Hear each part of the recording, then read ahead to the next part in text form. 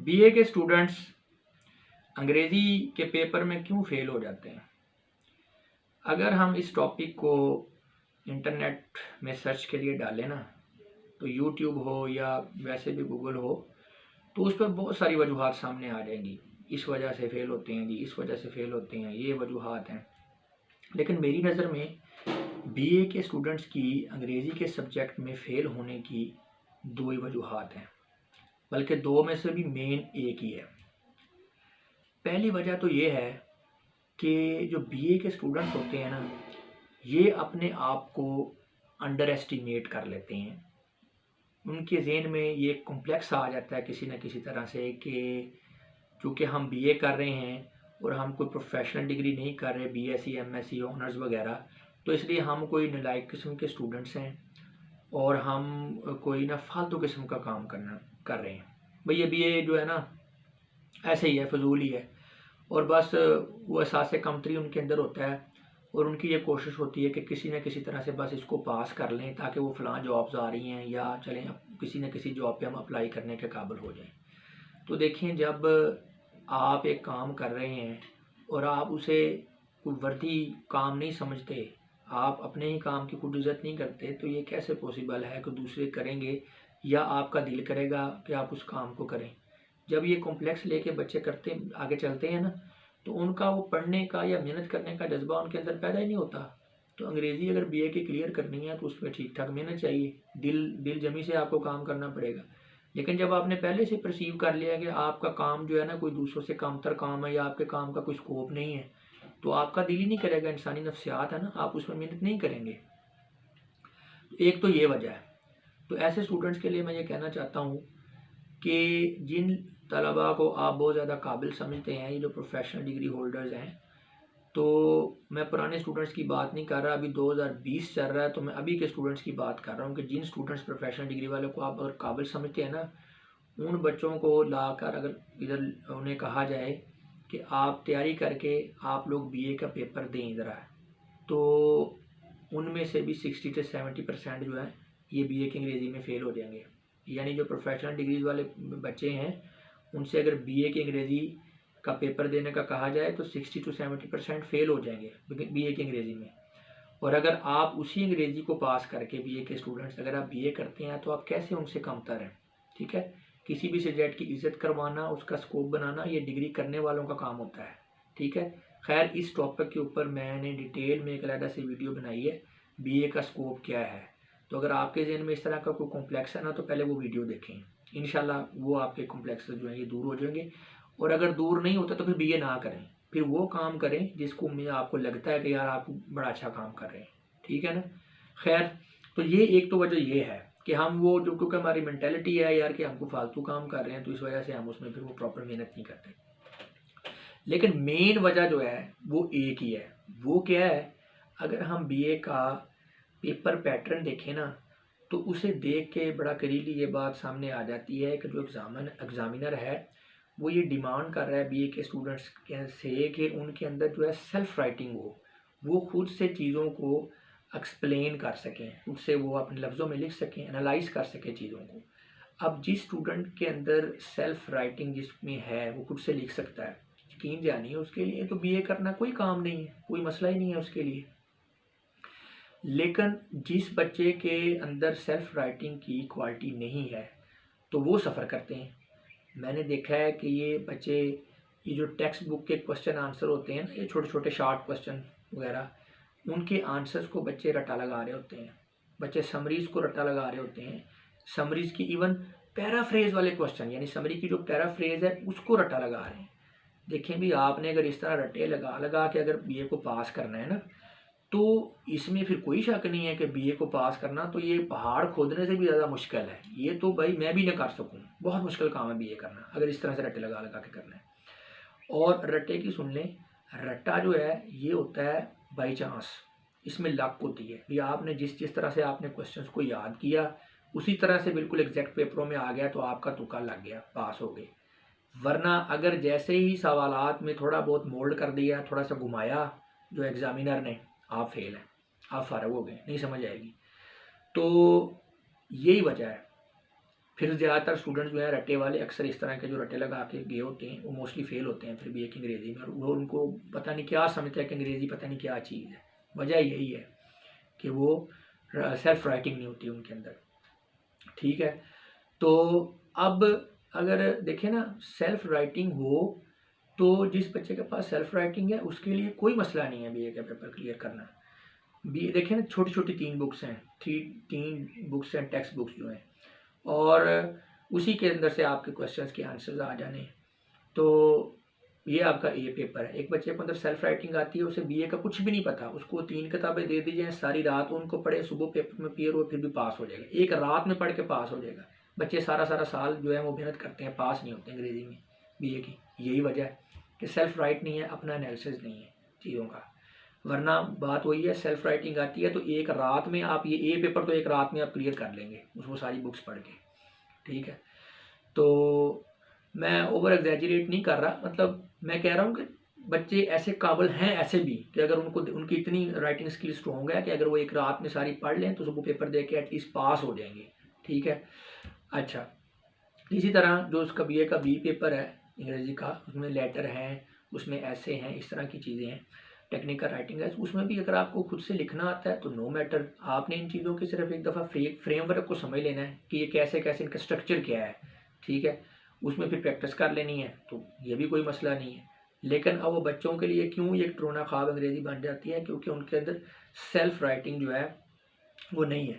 بچوں کو میں نے دیکھا ہے وہ جناب لیٹر کو رٹا لگا رہے ہیں، ایسے کو رٹا لگا رہے ہیں۔ اب لیٹر ہی دیکھ لیں، اب لیٹر تو کسی ٹاپک پہ بھی آ سکتا ہے، اور اگر آپ رٹے لگا کے لیٹر کو کر رہے ہیں تو فرض کریں 20 لیٹر کو آپ کو زبانی یاد کرنا پڑ جائے لفظ بہ لفظ، تو ان کو یاد رکھیں تو بھائی واقعی یہ تو بی اے کرنا تو انتہائی مشکل ہے۔ کم سے کم میں تو پھر اس طرح سے میرے سے تو بی اے کبھی بھی نہیں ہوگا اگر اس طرح رٹے لگا کے کرنا ہے، ٹھیک ہے۔ تو یہ تو بہت مشکل کام ہے۔ تو طریقہ کار یہ ہے کہ آپ نے صرف مدعے کو سمجھنا ہوتا ہے، مدعے کو آپ نے یاد رکھنا ہے، بیان آپ نے اپنے لفظوں میں کرنا ہے، چاہے لیٹر ہے چاہے ایسے ہے، کوئی بھی چیز ہے، آپ کو یہ پتا ہو کہ آپ نے بات کیا کرنی ہے اور بات اب اپنے انداز میں کریں۔ مدعے کو یاد کرنا بہت آسان ہے، لفظ بہ لفظ تو بہت مشکل ہے چیزوں کو یاد کرنا، رٹا لگانا۔ اگر آپ کو وہ اس کا پوائنٹس کا پتہ ہے کہ یہ پوائنٹس ہم نے ڈسکس کرنے ہیں تو 1000 ٹاپک ہوں 100 ٹاپکس ہوں کوئی مسئلہ نہیں، آپ یاد رکھ سکتے ہیں۔ اس کی مثال میں آپ کو اس طرح سے دیتا ہوں کہ آپ کو فرض کرے کوئی بندہ کو میسج دیتا ہے کہ یار یہ میرا میسج ہے فلاں بندے کو دے آؤ، تو جب آپ کسی سے میسج لیتے ہیں تو کیا آپ بیٹھ کے وہاں رٹا لگانا شروع ہو جاتے ہیں لفظ بہ لفظ؟ کبھی ایسا نہیں نہ ہوا۔ آپ کو کسی نے میسج دیا، اگلے بندے کو جا کے آپ اپنے الفاظ میں بتاتے ہیں کہ یار فلاں بندہ نا آپ کے لیے یہ میسج دے رہا تھا تو یہ کام آپ کر لیں۔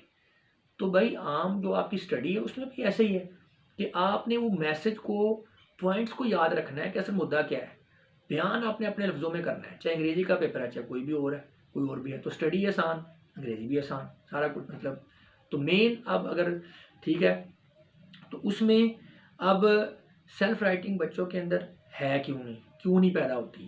اس کی پہلی ایک وجہ تو یہ ہے کہ وہی جو میں نے پہلے بتا دی کہ بچے چونکہ خود کو پرسیو کر لیتے ہیں کہ ہم کو نالائق اسٹوڈنٹ ہے تو پھر وہ انفیریورٹی کمپلیکس کے اندر آگے محنت کرنے کی کوشش نہیں کرتے۔ دوسری چیز یہ ہے کہ بچوں کو جو ہے نا گائیڈنس نہیں ملتی، ان کو اینڈ تک پتہ ہی نہیں چلتا کہ انہوں نے انگریزی کو امپروو کرنا ہے تو کیسے کرنا ہے، ٹھیک ہے۔ ان کو یہ نہیں سمجھ آتی کہ وہ کون سی چیزیں ہیں جن پر عمل کریں گے تو ان کی انگریزی سیکھ ہو جائے گی۔ اب اس میں تکلیف دہ بات یہ ہے کہ وہ بچے جب ٹیچر سے یا کسی انگریزی کے ماہر سے کنسلٹ کرتے ہیں نا تو ہماری سوسائٹی میں ایک چیز اور غلط ہے کہ ہم جو مہارت والے لوگ ہوتے ہیں نا وہ مروب کرنے کی کوشش کرتے ہیں، تو اپنا روب جاننے کے چکر میں اپنی دھاگ بٹھانے کے چکر میں جب اسٹوڈنٹس کو گائیڈ کرتے ہیں نا تو بجائے اس کے کہ بچوں کے لیے وہ آسانی ہو، بچے اور کنفیوز ہوتے ہیں، وہ ڈر جاتے ہیں کہ پتہ نہیں کتنا کو مشکل کام ہے، دل ہار جاتے ہیں کہ لو جی یہ ہمارے پاس کا یہ کام ہی نہیں ہے، ٹھیک ہے، یا وہ پراپر کوئی ان کو گائیڈ نہیں کرتا۔ ایسے اسٹوڈنٹس ہیں جو محنت کرنا چاہتے ہیں، ان کو کوئی ٹیچر بٹھا کے نا ایک دفعہ اس طرح سمجھا دے کہ بیٹا یہ چیزیں آپ نے اس طریقے سے ان کو کر لینا ہے، آپ کی انگریزی جو ہے وہ ٹھیک ہو جائے گی۔ اسٹیپ بائی اسٹیپ ان کو سمجھا دے کہ آپ نے کیا چیزیں کرنی ہیں، انگریزی کے کون سے انگریڈینٹس آپ کے لیے کرنا ضروری ہیں سیلف رائٹنگ کے لیے، یہ ساری چیزیں کو بندہ بچا دے تو بچے جو ہیں وہ ایکسل کر جائیں گے، سمجھ آ جائے گی ان کی، وہ امپروو کر جائیں گے، خود سے بھی کر جائیں گے، بغیر ٹیچر کے بھی کر جائیں گے۔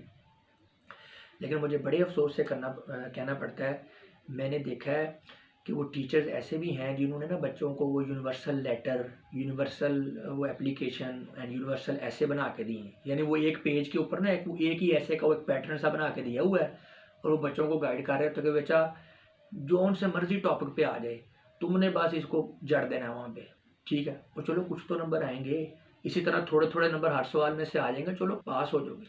دیکھیں اگر تو آپ نے اسی طرح وہ یونیورسل لیٹر کر کے اور اس طرح کی چیزیں چور راستے کر کے تھوڑے تھوڑے نمبر لے کے بی اے کو پاس کیا ہے نا، پھر آپ یہ بات کہہ سکتے ہیں کہ ایسے بی اے کا کوئی سکوپ نہیں ہے. پھر آپ کو جو ہے نا انفیریٹی کمپلیکس کا شکار ہونا آپ کا بنتا ہے.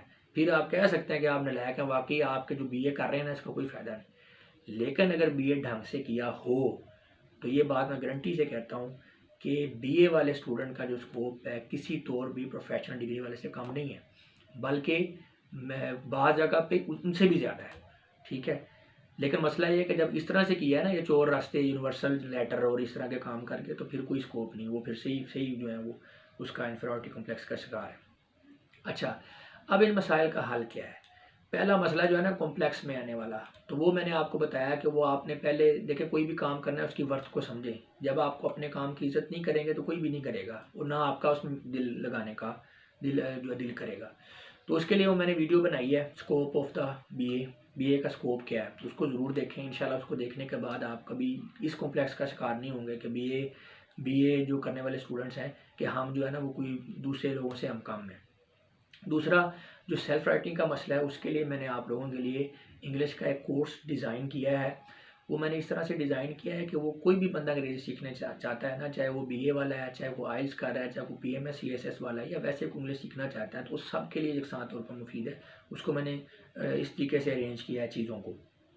تو اب آپ نے کرنا کیا ہے، جو لوگ انگریزی سیکھنا چاہتے ہیں تو آپ نے ایک ویڈیو دیکھنی ہے، انگریزی زبان کیسے سیکھیں. تو اس ویڈیو کو دیکھیں گے نا تو اس میں نے ایکسپلین کیا ہوا ہے کہ کون کون سی انگریزی کی وہ چیزیں ہیں جن کو آپ کر کے تو آپ کی انگلش امپروو ہو جائے گی. یا دوسرے لفظوں پہ میں نے اس میں یہ چیز ایکسپلین کرنے کی کوشش کی ہے کہ اپنے چینل پر ہم نے کس طرح سے کام کروانا ہے آپ کو آپ کی انگریزی کو ٹھیک کرنے کے لیے. اور جو لوگ انگریزی سے پریشان ہیں ان کو میں ریکمینڈ کروں گا کہ اس وقت آپ کو سکرین پہ نظر آ رہی ہیں یہ 8-10 میری انٹروڈکٹری ویڈیوز ہیں، ان سب کو ایک دفعہ ضرور دیکھ لیں، ٹھیک ہے.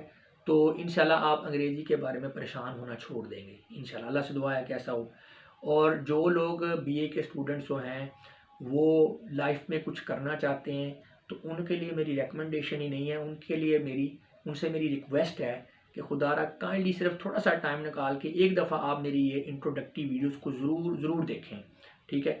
ان ویڈیوز کو دیکھنے کے بعد آپ کو انشاءاللہ اتنا تو ضرور ہے کہ آپ انگریزی زبان سے گھبرانا جو ہے نا چھوڑ دیں گے. آپ کبھی یہ نہیں کہیں گے کہ یار انگریزی زبان بڑی مشکل ہے، یا یہ ہمیں آتی نہیں ہے، یا ہم کر نہیں سکیں گے. انشاءاللہ آپ کو ایک امید لگ جائے گی یہ جو ہے کہ انگریزی سیکھنے کی. اور اگر آپ کے اندر یہ امید پیدا ہو، آپ کو لگے کہ آپ انگلش سیکھ سکتے ہیں میری ان انٹروڈکٹیو ویڈیوز کو دیکھ کر، تو پھر آپ میرا کورس جوائن کریں. اس میں 3-4 ویڈیوز آپ نے جو پہلی ہیں یا بیچ میں سے دیکھ لیں کورس کے، وہ آپ نے چیک کرنے کی غرض سے دیکھنی ہے. چیک کر لیں کہ واقعی آپ کا فائدہ ہو رہا ہے. اگر آپ کو لگے کہ آپ کا فائدہ ہو رہا ہے تو آپ پھر میرا کورس جو ہے اس کو جاری بھی رکھیں، لوگوں کو بتائیں بھی. لیکن اگر آپ کو میرے اس کورس کو دیکھ کر فائدہ نہ ہو، جو ہے چیک کرنے والی ویڈیوز ہیں چیک کر کے آپ کو لگے کہ نہیں یار ایسے ٹائم ہی ضائع ہو رہا ہے، تو آپ چھوڑ سکتے ہیں. آپ کوئی اور ٹیچر دیکھ لیں، لیکن ٹائم نہ ضائع کریں، کیونکہ ٹیچر جو ہے وہ اسی کا مین اس میں رول ہوگا. لیکن اللہ پاک کی ذات پر مجھے بہت زیادہ بھروسہ ہے اور یقین ہے، کیونکہ جس طرح سے میں نے خلوص نیت سے، دل سے، محنت سے اس کورس کو ڈیزائن کیا ہے، مجھے امید ہے کہ آپ کو یہ پسند آئے گا. کیونکہ میں نے جب بھی اس پہ کام کرتا ہوں تو میری نظر میں وہ جو ہے نا ہمیشہ وہ بی اے کے اسٹوڈنٹس رہتے ہیں. میں سمجھتا ہوں کہ ان کو کیا مسائل ہیں، کیا ان کی نفسیات ہیں، ان کو مد نظر رکھ کے میں نے اس کورس کو بنایا ہے. تو انشاءاللہ آپ میری انٹروڈکٹیو ویڈیوز دیکھیں گے جب، تو آپ کا ڈر ختم ہو جائے گا انگریزی کا. اور جب آپ میرا کورس کر لیں گے کمپلیٹ انشاءاللہ، تو آپ نہ صرف آپ کو لکھنا آ جائے گا خود سے، آپ انالیسس بھی کر جائیں گے. اور یہی انگلش جو ہے جو بھی آپ کی بہت بڑی کمزوری بنی ہوئی ہے، یہ آپ کی اسٹرینتھ بن جائے گی. آپ مجھے دعا بھی دیں گے، اور انشاءاللہ انٹروڈکٹیو ویڈیوز دیکھنے کے بعد ہی آپ ڈرنا چھوڑ دیں گے، گھبرانا چھوڑ دیں گے. اور جب آپ کورس کریں گے تو انگریزی کا کوئی بھی پیپر ہو، چاہے بی اے کا چاہے کوئی بھی، آپ کبھی بھی آپ کو زندگی میں کبھی انگریزی کے پیپر سے ڈر نہیں لگے گا. انگریزی میں ایکسپلین کرنے میں آپ کو بھی کوئی پریشانی نہیں ہوگی. تو اب میں آپ سے اجازت چاہوں گا. اللہ پاک سے دعا ہے کہ اللہ پاک ہم سب کو اپنی زندگی کے مقصد کو سمجھنے، اسے پانے اور اس میں کامیاب ہونے کی توفیق عطا فرمائیں، آمین۔ آپ کی سماعتوں کا بہت بہت شکریہ۔ خدا حافظ۔